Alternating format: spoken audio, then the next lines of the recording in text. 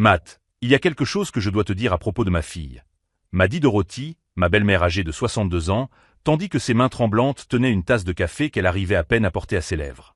Quelque chose que j'aurais dû te dire depuis longtemps. Nous étions assis dans la cuisine de sa maison à Denver, un jeudi matin qui avait commencé comme n'importe quelle autre visite de courtoisie. Rachel était partie tôt au bureau, comme elle le faisait toujours le jeudi, et j'en avais profité pour rendre visite à Dorothy avant mon service à l'hôpital.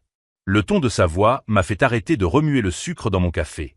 En 3 ans de mariage avec Rachel, Dorothy avait toujours été cordiale avec moi, mais jamais intime. Elle n'était pas du genre à partager des secrets de famille. « Que veux-tu dire ?» ai-je demandé, sentant un froid étrange me parcourir l'échine. Dorothy regarda par la fenêtre de la cuisine, comme si elle s'attendait à voir Rachel apparaître dans l'entrée à tout moment. Puis elle se pencha en avant, baissant la voix pour murmurer d'un ton pressant. « Rachel n'est pas celle que tu crois, Matt. Elle ne l'a jamais été. Je m'appelle Matt Turner, j'ai 31 ans et je suis infirmier à l'unité de soins intensifs du presbytérian Saint-Joseph. J'ai passé les 3 dernières années de ma vie à croire que j'avais trouvé mon âme sœur en Rachel Collins, une analyste financière brillante et ambitieuse que j'ai rencontrée lors d'une fête du Nouvel An. Elle était tout ce que j'avais toujours recherché, intelligente, déterminée, indépendante. Le genre de femme qui n'avait besoin de personne, mais qui avait choisi d'être avec moi. Du moins, c'est ce que je croyais. « Dorothy, tu me fais peur », murmurai-je en observant la façon dont elle continuait à regarder nerveusement par la fenêtre. « De quoi parles-tu » Elle poussa un profond soupir, comme si elle rassemblait son courage pour sauter d'une falaise. « Tu te souviens comment vous vous êtes rencontrés ? À la fête du Nouvel An du cabinet d'avocats ?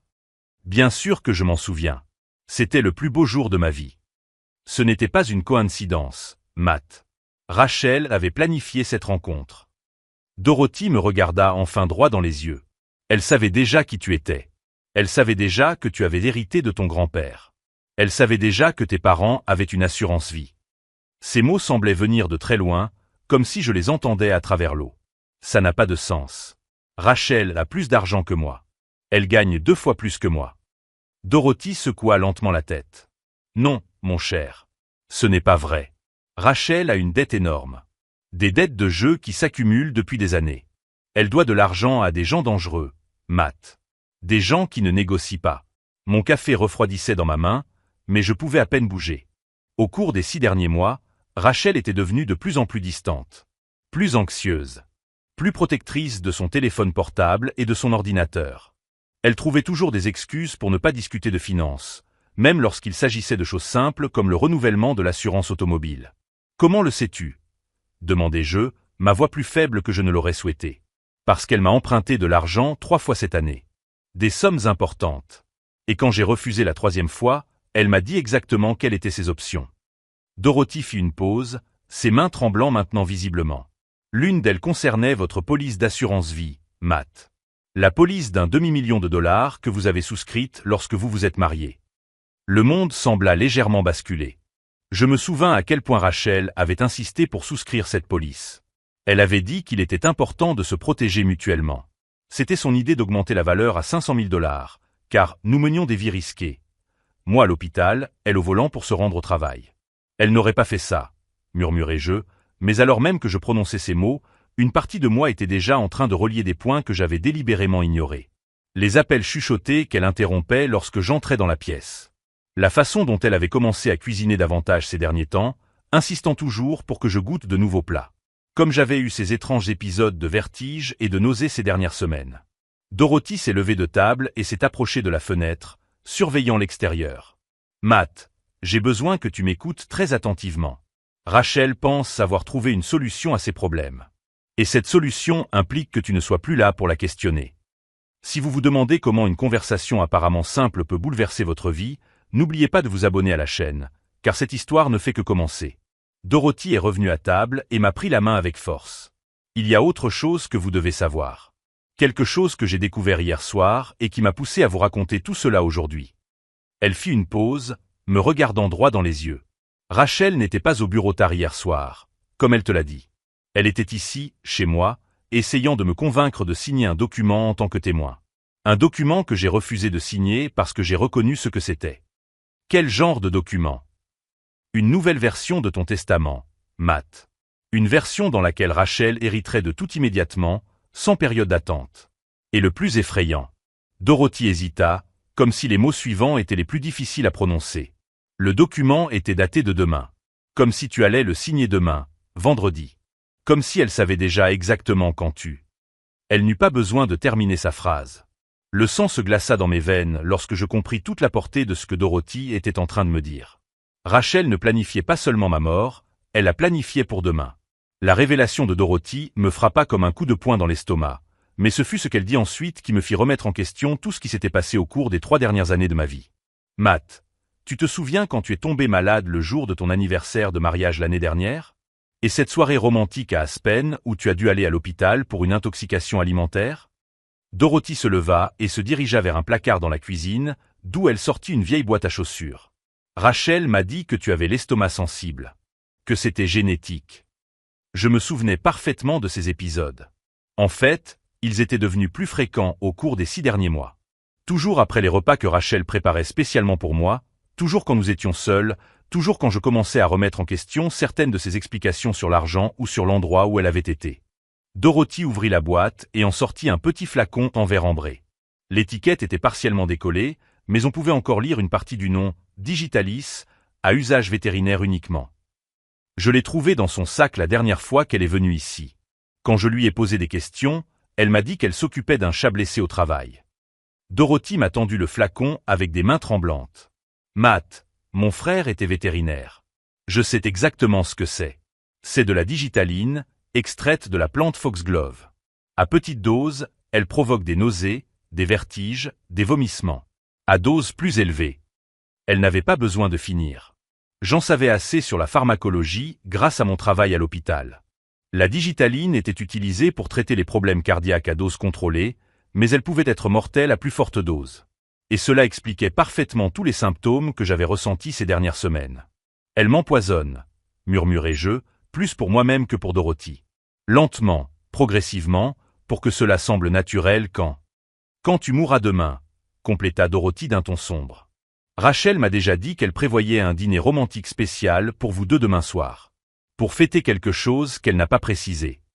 Mon esprit s'emballait, reliant des points que j'avais délibérément ignorés pendant des mois. Rachel insistant pour cuisiner pour moi plus souvent. La façon dont elle était toujours anxieuse lorsque je ne finissais pas tout mon assiette. Comment elle avait commencé à ajouter des épices spéciales à mes plats préférés, prétextant qu'elle essayait de nouvelles recettes. Dorothy, tu as dit qu'elle avait planifié notre rencontre. Comment le sais-tu? Elle soupira et retourna à la table, sortant un dossier en papier craft de la boîte à chaussures. Parce que Rachel me l'a montré.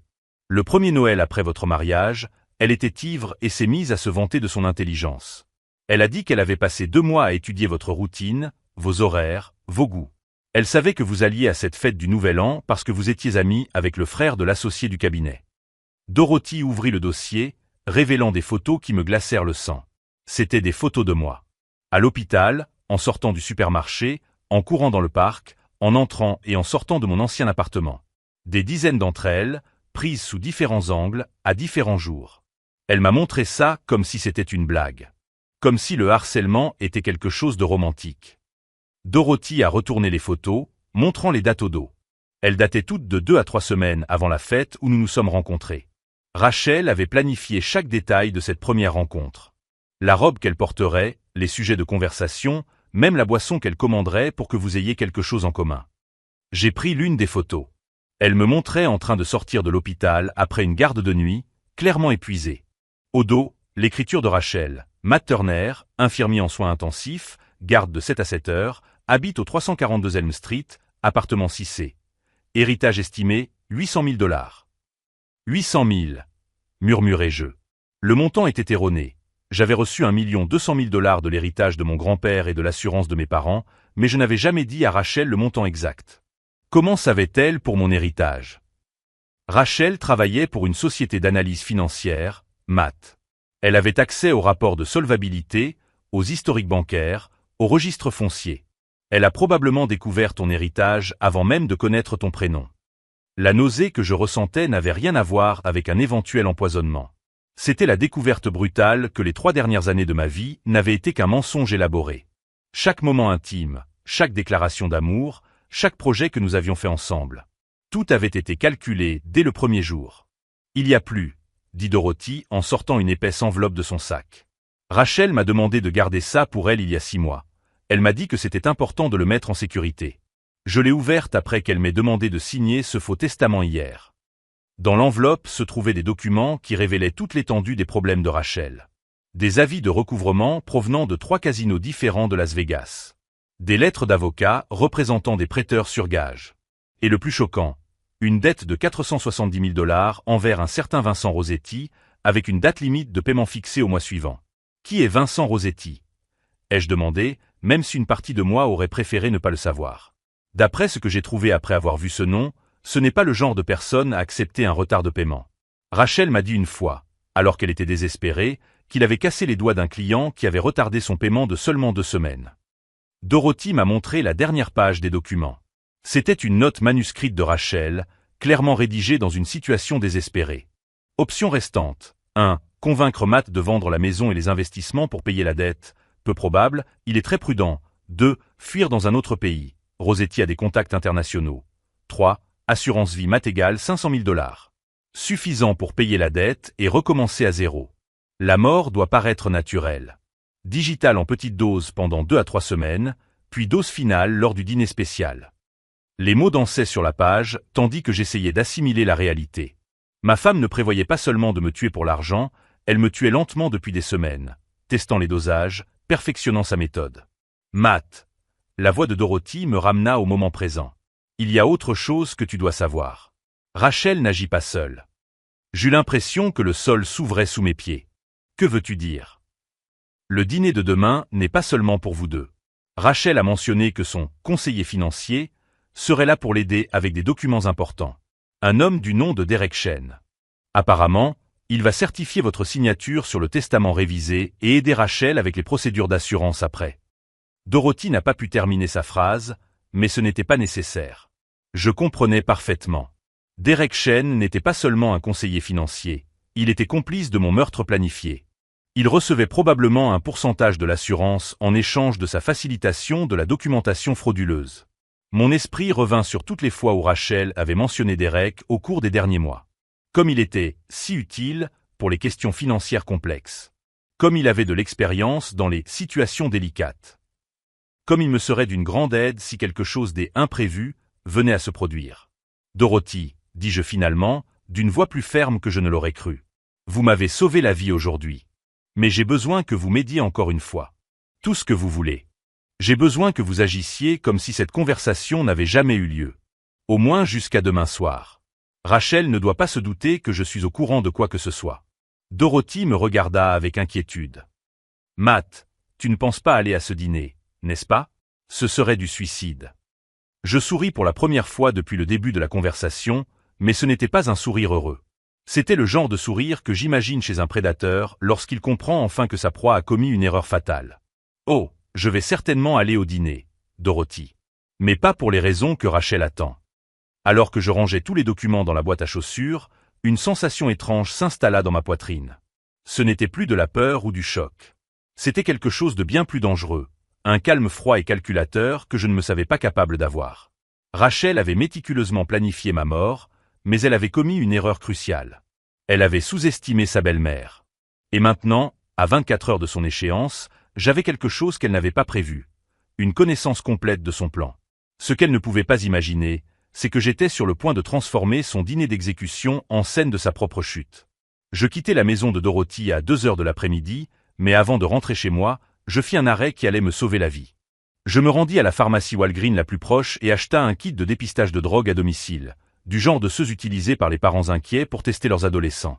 Si Rachel m'avait vraiment drogué à la digitaline pendant des semaines, il y aurait encore des traces dans mon organisme. Dans les toilettes de la pharmacie, j'ai fait le test. 15 minutes plus tard, je regardais 2 lignes rouges qui confirmaient la présence de digitaline dans mon organisme. Ce n'était pas de la paranoïa. Ce n'était pas une coïncidence. Ma femme m'empoisonnait littéralement, dose après dose, préparant mon corps au coup de grâce lors du dîner de demain. Je suis rentré à la maison à 3h15, exactement le temps que je mettais toujours pour rentrer de chez Dorothy. Rachel était dans le salon, travaillant sur son ordinateur portable, vêtue de ce peignoir en soie bleue que je lui avais acheté pour notre 2e anniversaire. Elle a levé les yeux quand je suis entré, et pendant un moment terrible, j'ai vu exactement ce que Dorothy avait décrit. un calcul froid derrière ses yeux vers que je pensais aimer. « Bonjour, mon amour », a-t-elle dit en fermant rapidement son ordinateur portable. « Comment s'est passée ta visite chez ta belle-mère? Elle se plaint toujours de ses médicaments contre l'arthrite ?»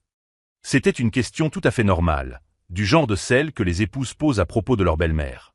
Mais maintenant, j'entendais l'analyse derrière les mots. Rachel vérifiait si Dorothy avait mentionné quoi que ce soit à propos de médicaments, de substances, de tout ce qui pourrait compromettre son plan. « Elle va bien », répondis-je en m'asseyant à côté d'elle sur le canapé. En fait, nous parlions de l'importance de faire confiance aux personnes que nous aimons. Du fait que parfois, ce sont les personnes les plus proches de nous qui savent le mieux comment nous protéger. Rachel sourit, mais cette fois-ci, je pus voir la tension presque imperceptible autour de ses yeux. C'est mignon. Dorothy a toujours été très sage en matière de relations. C'est vrai. Elle a également mentionné que tu étais passé hier soir. J'ai gardé un ton désinvolte, observant chaque micro-expression sur son visage. Elle a dit que tu semblais préoccupé par quelque chose. La pause fut minime, moins d'une seconde, mais elle était là. Ah oui. Je suis passé rapidement après le travail. En fait, j'étais inquiète pour toi. Tu as été un peu malade ces derniers temps, et j'ai pensé qu'elle aurait peut-être des suggestions de compléments alimentaires naturels ou quelque chose comme ça. Mensonge après mensonge après mensonge. Chaque mot sortait si facilement que je me suis demandé combien d'autres conversations au cours des 3 dernières années avaient été mises en scène de la même manière. C'est très attentionné de ta part, ai-je murmuré en me levant. Au fait, Derek a appelé à l'hôpital plus tôt dans la journée. Il a dit que tu avais prévu une sorte de réunion pour demain soir? Si je n'avais pas été aussi attentif, je l'aurais complètement manqué. Mais je l'étais. Et j'ai vu le moment précis où la panique a traversé son visage avant d'être rapidement remplacée par une confusion feinte. Derek? Je ne me souviens pas. Ah, attends. Elle se frappa théâtralement le front. Bien sûr. Il a proposé de venir dîner demain et de passer en revue nos options d'investissement pour l'année prochaine. J'ai complètement oublié de te le dire. Ça te dérange?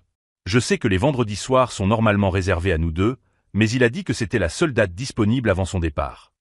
Encore des mensonges. Mais cette fois, j'étais prêt à les entendre. Bien sûr que ça ne me dérange pas.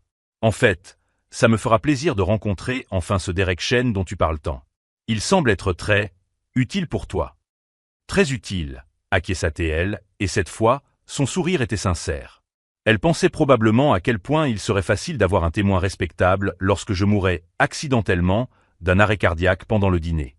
Ce soir-là, Rachel a préparé l'un de mes plats préférés, du saumon grillé avec des asperges et du riz complet. Elle m'a servi en premier, comme elle le faisait toujours, en me tendant mon assiette avec un baiser sur le front. « Mange tout », m'a-t-elle dit affectueusement. « Tu dois reprendre des forces après avoir été si malade. » J'ai mangé. Chaque bouchée. Mais pas avant d'avoir discrètement échangé nos assiettes pendant qu'elle était dans la cuisine pour aller chercher plus de vin. Si elle augmentait les doses pour le grand final de demain, je voulais voir comment elle réagirait à une dose de son propre remède. 20 minutes après le repas, alors que nous regardions Netflix sur le canapé, Rachel a commencé à se plaindre de nausées. 30 minutes plus tard, elle était dans la salle de bain en train de vomir. « Ça doit être quelque chose que j'ai mangé au déjeuner », a-t-elle crié depuis la salle de bain, la voix faible et tremblante. « Je me sens très mal. »« C'est bizarre », ai-je répondu depuis le salon. « Je me sens parfaitement bien. » Quand elle est finalement sortie des toilettes, pâle et chancelante, j'étais dans la chambre en train de ranger des documents sur le bureau.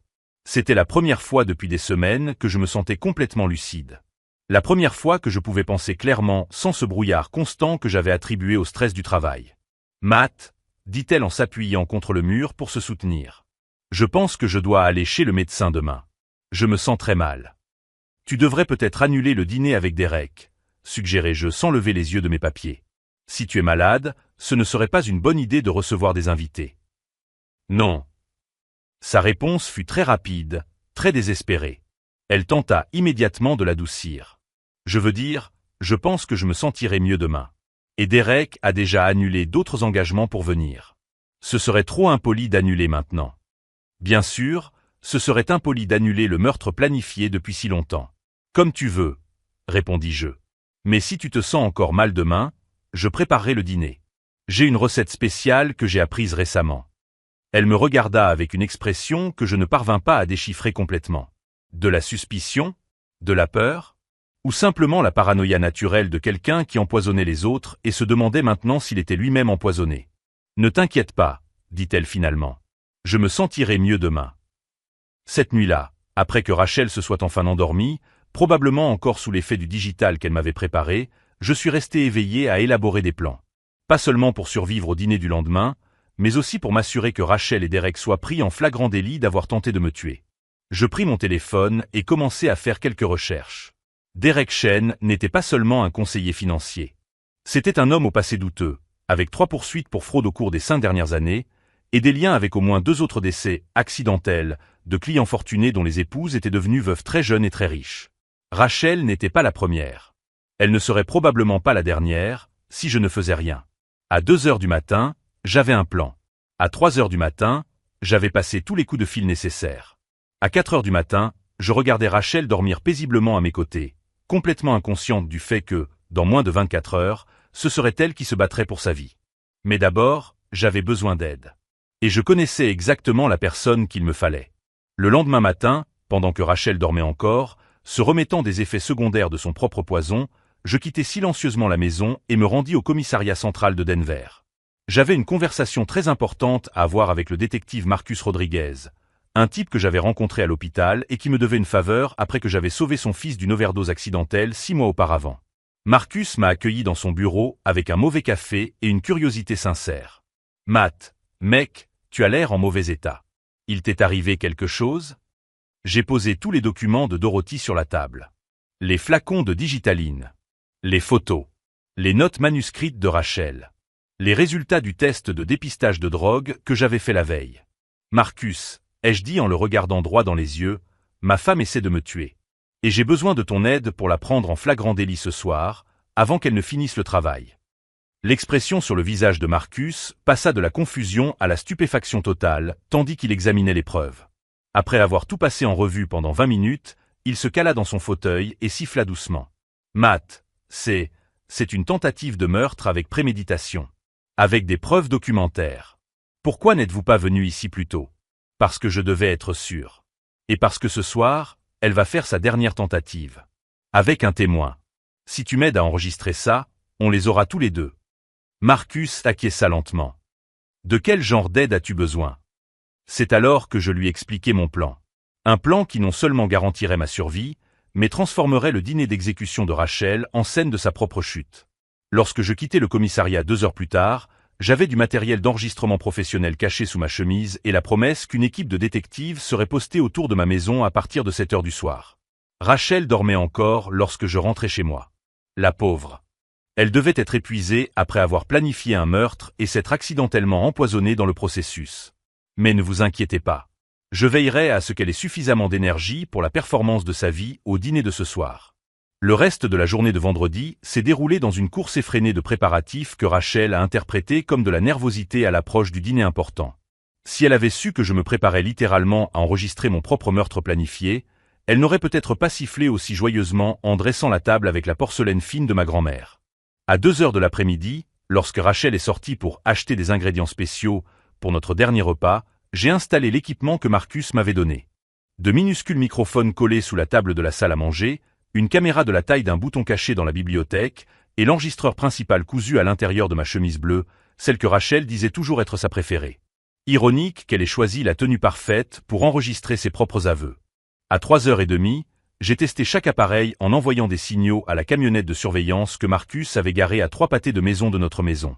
Son clair, image nette, transmission en temps réel au centre de contrôle de la police. Techniquement, j'avais suffisamment de preuves pour arrêter Rachel sur la seule base de ce que Dorothy avait découvert, mais Marcus avait raison. Nous avions besoin de quelque chose d'incontestable. Quelque chose qu'aucun avocat habile ne pourrait contester ou transformer en malentendu. Nous avions besoin qu'elle avoue, en direct et en couleur, qu'elle me tuait pour de l'argent. À 16h15, j'ai reçu un SMS d'un numéro inconnu, changement de programme. Derek ne peut pas venir aujourd'hui. On annule le dîner? Mon sang s'est glacé. Si Derek ne venait pas, Rachel pourrait simplement reporter mon exécution à une autre occasion. Ou pire, elle avait peut-être soupçonné quelque chose et testé ma réaction. J'ai répondu immédiatement, « Quel dommage. Mais j'ai déjà acheté du vin cher et tu as passé la journée à cuisiner. Pourquoi ne dînerions-nous pas juste tous les deux? Comme au bon vieux temps. » La réponse est arrivée en quelques secondes. Parfait. Ce sera encore plus romantique. Je t'aime. Je t'aime. 2 mots qu'elle avait utilisés des centaines de fois au cours des 3 dernières années. 2 mots qui résonnaient désormais comme des cloches funèbres. J'ai appelé Marcus, Derek a annulé. Elle se doute peut-être de quelque chose. Ou alors elle improvise. Les tueurs abandonnent rarement quand ils sont si près du but. Tiens-t'en nos plans. Si elle tente quoi que ce soit ce soir, nous serons prêts à intervenir. À 5 heures de l'après-midi, Rachel est rentrée à la maison avec des sacs de courses de chez Whole Foods et ce sourire radieux que je trouvais si charmant autrefois. Je comprenais désormais le calcul qui se cachait derrière, la performance étudiée d'une psychopathe s'entraînant pour son public. Chérie, j'ai acheté ces champignons shiitake que tu adores, annonça-t-elle en embrassant ma joue de ses lèvres glacées contre ma peau. Je vais préparer ce risotto spécial que tu me demandes toujours. Du risotto. Parfait pour masquer les saveurs étranges. Parfait pour des doses mortelles de digitaline. J'ai hâte, répondis-je en l'enlaçant par la taille et en sentant le petit flacon dans la poche de son tablier. Même en sachant ce que c'était, même en sachant qu'il était destiné à me tuer, il me fallut toute ma volonté pour ne pas saisir le flacon et la confronter immédiatement. Mais les confrontations impulsives détruisent les affaires judiciaires. Et je voulais que Rachel paie pour chaque mensonge, chaque manipulation, chaque gramme de poison qu'elle avait forcé mon corps à absorber. Pendant qu'elle cuisinait, je suis resté dans le salon à répondre à des emails professionnels, écoutant le bruit familier des casseroles et des poêles. Des sons qui signifiaient autrefois le foyer et le confort. Maintenant, ils sonnaient comme la préparation d'une exécution. « Matt » a-t-elle crié depuis la cuisine, « tu peux venir ici 1 minute ? J'ai besoin d'aide pour atteindre le vin sur l'étagère du haut. » Quand je suis entré dans la cuisine, Rachel me tournait le dos, occupée à remuer quelque chose sur la cuisinière. L'odeur du risotto était délicieuse, crémeuse, avec de l'ail et des fines herbes. Si je n'avais pas su qu'il était assaisonné de poison, j'aurais eu l'eau à la bouche. « Cette bouteille là-bas, » dit-elle sans se retourner, « celle de Barolo que nous avons reçue pour notre anniversaire. » Je pris la bouteille, mais mes yeux étaient rivés sur ses mains. Je vis le moment précis où elle sortit le petit flacon de sa poche, l'ouvrit avec son pouce et versa tout le contenu dans mon assiette. Tout le contenu. Ce n'était plus une dose test, c'était la dose finale. Si vous vous demandez comment quelqu'un peut regarder sa propre femme préparer son assassinat et rester calme, n'oubliez pas de vous abonner à la chaîne, car le plus intense de cette histoire est encore à venir. Voilà, dit Rachel en se retournant avec un sourire angélique. Le dîner est servi. Toi d'abord, comme d'habitude. Elle me servit une assiette généreuse, en plaçant soigneusement la plus grande portion au centre, là où la concentration de digitaline serait la plus élevée. Puis elle se servit dans une autre casserole, qu'elle avait gardée à l'écart, à l'arrière de la cuisinière. « Tu ne vas pas manger la même chose ?» demandai-je, pour voir si elle avait une explication toute prête. « Bien sûr que si », répondit-elle en riant et en me montrant son assiette. « Mais tu sais que je suis difficile. Je ne peux pas manger de champignons shiitake, ils me donnent des migraines. J'ai préparé une version différente pour moi, sans champignons. » Mensonge sur mensonge sur mensonge. Mais maintenant, chaque mot était enregistré en haute définition.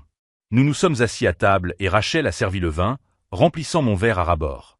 Elle espérait probablement que l'alcool accélérerait l'absorption du poison, garantissant ainsi des effets plus rapides et plus définitifs. « Trinquons », dit-elle en levant son verre. « À notre avenir ensemble. »« À notre avenir », répétai-je en faisant teinter mon verre contre le sien et en observant cette lueur dans ses yeux.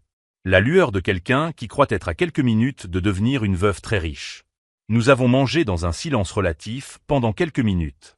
Rachel me posait de temps en temps des questions sur ma journée à l'hôpital, engageant le genre de conversation décontractée que les épouses ont lors d'un dîner normal.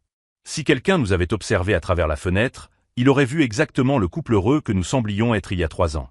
La différence, c'est que cette fois, je savais que j'étais dans un théâtre. Et j'avais appris mon rôle par cœur. Quand j'eus fini la moitié de mon assiette, assez pour être convaincant, mais pas assez pour vraiment me tuer, je commençais à jouer la comédie. Au début, ce n'était qu'une légère grimace, comme si quelque chose n'avait pas bon goût. « Tout va bien, chérie ?» demanda Rachel, mais il y avait de l'attente dans sa voix, pas d'inquiétude. « Oui, c'est peut-être juste la fatigue de l'hôpital », ai-je murmuré en portant ma main à ma poitrine. Je ressens une étrange sensation de brûlure. Ses yeux se sont illuminés. « Tu devrais peut-être boire un peu plus de vin. Parfois, ça aide à la digestion. » Bien sûr que ça aide. Ça aide à me tuer plus rapidement. Rachel, dis-je en baissant la voix, je crois que je vais devoir m'allonger. Je me sens très bizarre. Oh non, mon chéri. Elle se leva immédiatement et vint à mes côtés. Laisse-moi t'aider. C'est là que j'ai vu pour la première fois la vraie Rachel. Pendant une seconde, pensant que je ne la regardais pas, son masque tomba complètement. Il n'y avait aucune inquiétude sur son visage. Il n'y avait qu'un calcul froid, comme si elle chronométrait le nombre de minutes qu'il me faudrait pour m'évanouir, puis le nombre de minutes après cela pour cesser de respirer. Puis elle remarqua que je la regardais, et la femme dévouée réapparut instantanément. « Je vais appeler les secours », a-t-elle dit en décrochant le téléphone. « Non », ai-je réussi à murmurer. « J'ai juste besoin de m'allonger. Ça passera peut-être. Tu es sûr ?» Elle a hésité, et j'ai pu voir le conflit en temps réel. Appeler les secours trop tôt pourrait me sauver la vie. Attendre trop longtemps pourrait paraître suspect après coup. Je suis sûr. Restez juste, restez avec moi, d'accord ? Rachel a souri, m'a embrassé sur le front et s'est assise sur la chaise à côté du lit. Bien sûr, mon amour. Je resterai ici jusqu'à ce que tu te sentes mieux. Ou jusqu'à ce que je meure. Selon ce qui arrivera en premier. Ce qu'elle ne savait pas, c'est que dans les 30 minutes qui allaient suivre, c'est elle qui aurait besoin d'un avocat. Je m'allongeai sur le lit en feignant une faiblesse progressive, tandis que Rachel s'asseyait à côté de moi avec cette expression de préoccupation étudiée. Ce qu'elle ne savait pas, c'est que, grâce au micro caché dans ma chemise, Marcus et son équipe entendaient chacun de ses mots, chacun de ses respirations calculées. « Comment te sens-tu maintenant, mon chéri ?» demanda-t-elle en touchant mon front de ses doigts glacés. « Ta température semble monter. »« Pire. » ai-je réussi à murmurer. « Ma poitrine est oppressée. J'ai du mal à respirer. » J'ai vu cette lueur de satisfaction dans ses yeux. C'était exactement ce qu'elle attendait, les derniers symptômes d'une overdose de digitaline. Un arrêt cardiaque imminent.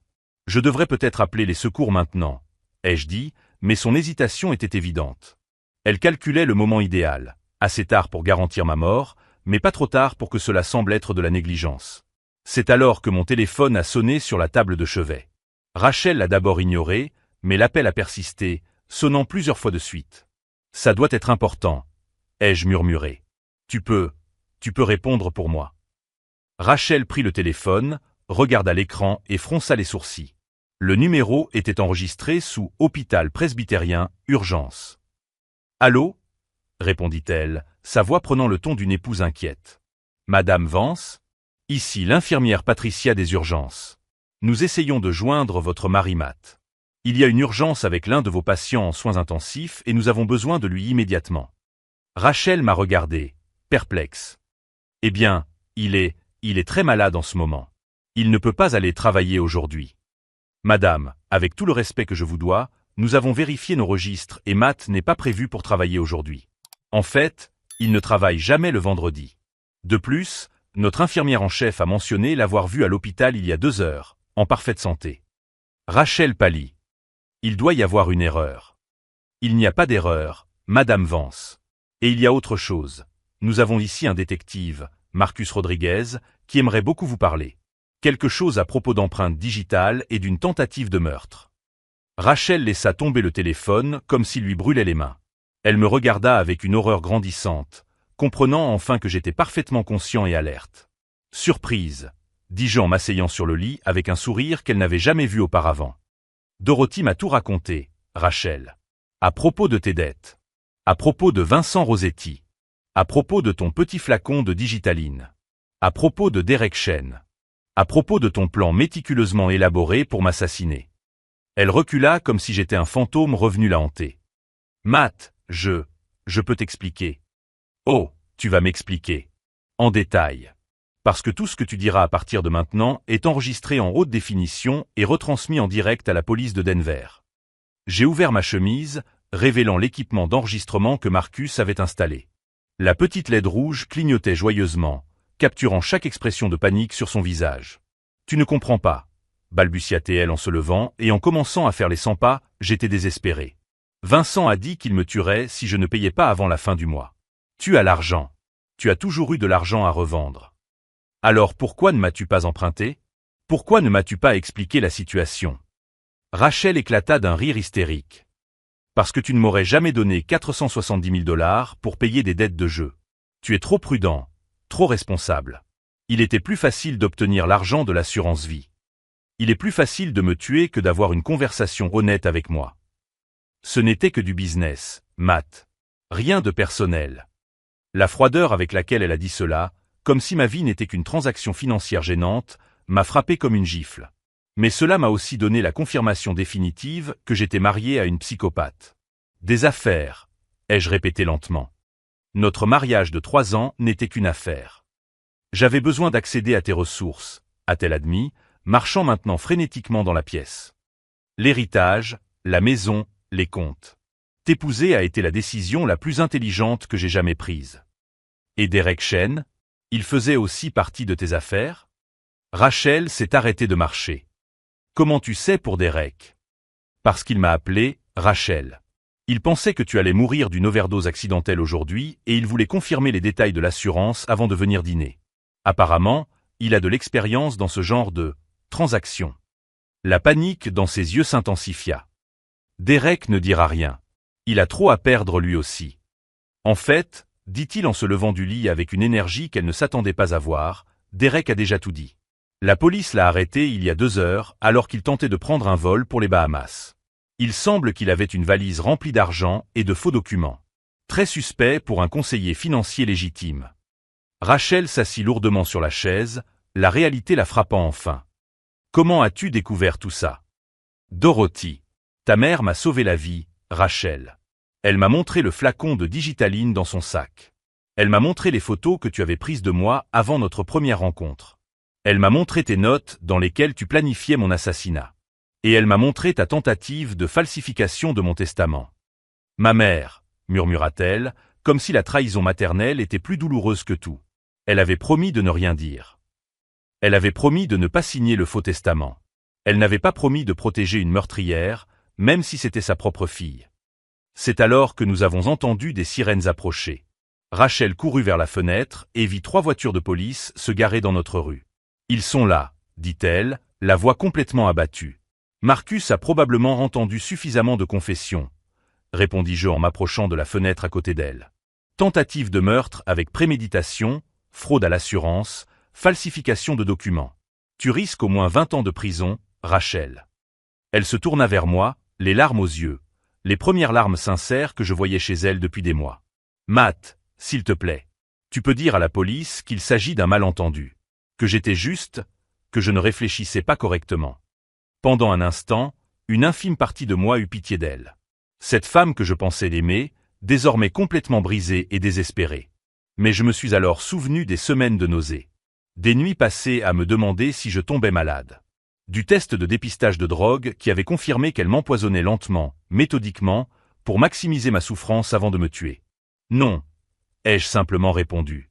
Tu as fait ton choix quand tu as mis du poison dans ma nourriture. Maintenant, tu vas en subir les conséquences. Les coups frappés à la porte étaient forts et autoritaires. Police de Denver. Ouvrez la porte.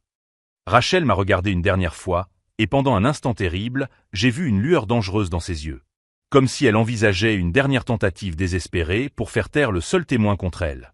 Mais avant qu'elle n'ait pu agir, la porte d'entrée s'ouvrit. Marcus avait la clé de secours que je lui avais donnée plus tôt. Des pas lourds résonnèrent dans la maison, montant rapidement les escaliers. C'est ici, en haut, criai-je. En quelques secondes, Marcus et 3 autres détectives firent irruption dans la chambre. Rachel était assise sur la chaise, complètement immobile, regardant ses mains comme si elle ne pouvait croire ce qu'elles avaient fait. Rachel Turner, vous êtes en état d'arrestation pour tentative de meurtre au 1er degré, annonça Marcus en s'approchant avec des menottes. Vous avez le droit de garder le silence. Pendant qu'il lui lisait ses droits, Rachel me regarda une dernière fois. Il n'y avait plus de masque, plus de comédie. Juste une femme qui avait tout misé sur un coup cruel et qui avait tout perdu. Mais le véritable rebondissement était encore à venir. Car ce que Rachel ignorait, c'est que Dorothy et moi avions découvert bien plus que son plan pour me tuer. Nous avions découvert que Vincent Rossetti n'existait même pas. Et cette découverte allait tout changer. 3 semaines plus tard, lorsque Rachel a finalement parlé à son avocat commis d'office, nous avons découvert la vérité la plus choquante de toutes. Vincent Rossetti n'avait jamais existé. Les dettes étaient réelles. 470 000 $ perdus en paris en ligne sur 2 ans. Mais il n'y avait pas de dangereux usurier menaçant de lui casser les doigts. Il n'y avait pas de date butoir pour sa mort imminente. Vincent Rossetti était une création de Rachel elle-même pour justifier le meurtre. Une excuse élaborée pour transformer la pure cupidité en nécessité désespérée. Elle a inventé un criminel fictif pour se sentir mieux après avoir tué son mari, m'a expliqué Marcus lorsque nous avons reçu le rapport final de l'enquête. C'est de la psychopathie pure et simple.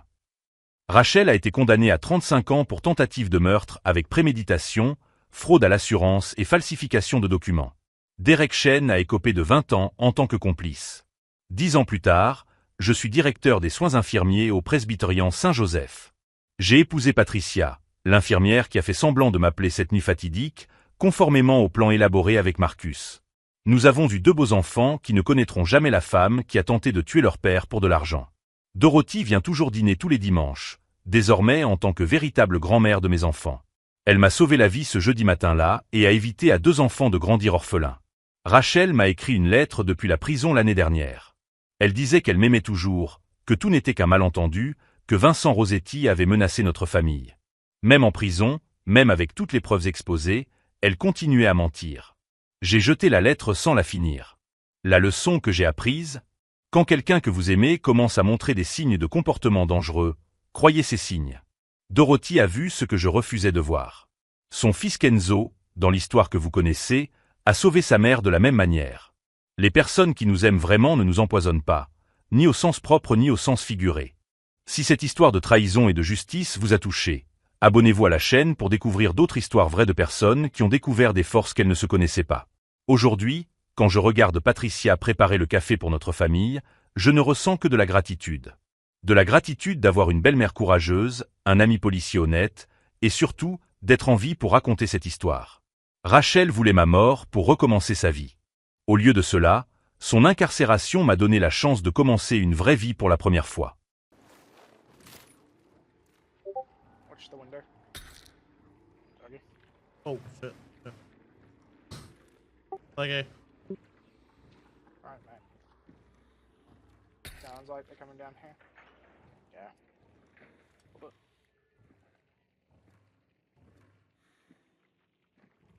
I'll watch this first.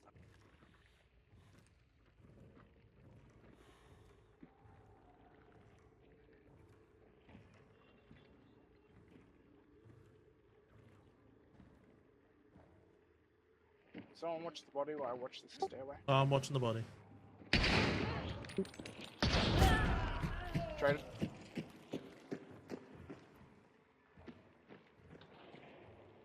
Come down, get him up. I'll watch this body.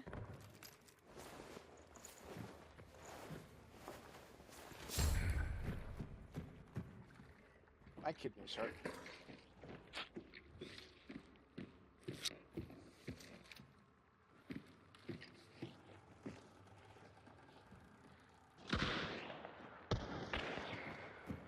Another chain of health.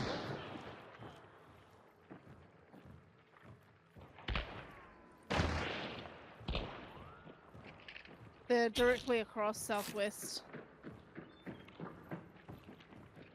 Loot, then just. I think they just killed the last one of this trio. Yeah, loot it, then shoot the torch, Ducky. Oh. There's a Oh, barrel on that. just burn it. I don't need to loot it. We'll do whatever you want to do.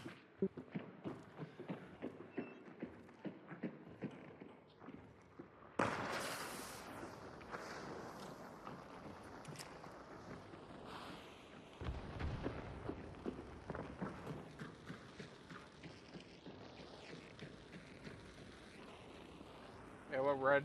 Boss is here. We're outside boss, by the way.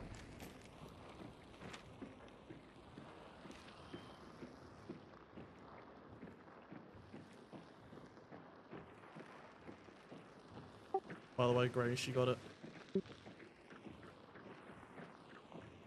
we go, what? What?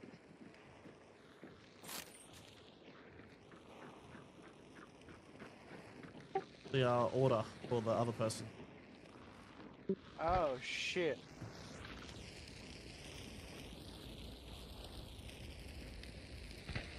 I just saw them running way back there.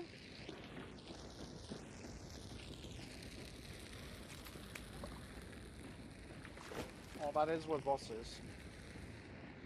No, on Super the shop. other side. They're on the other side of this compound. I'll move up.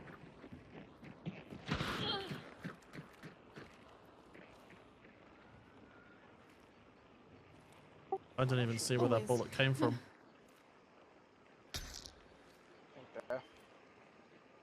are also running around here.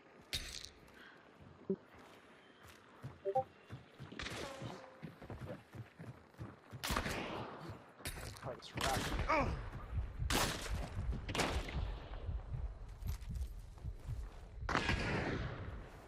I did not fucking kill you, it was a slug to the face.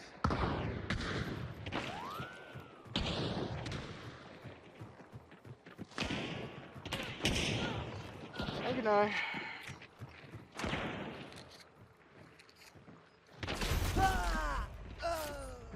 Ducky is not for days. I did not even see him.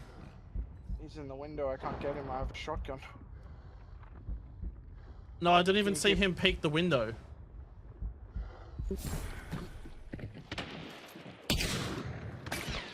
Well, window. Here we go, shots, take shots.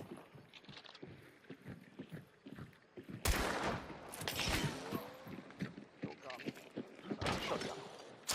God damn it. Why is all the guns a shotgun? God. A zombie trying to get to us right now.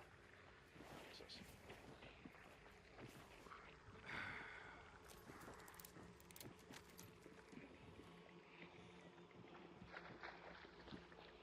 Running down below.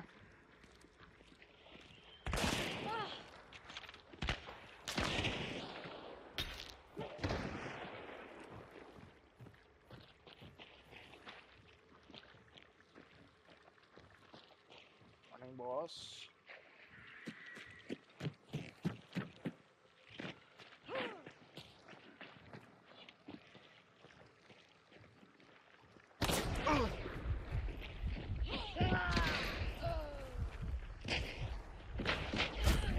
Get him! What the flick was that?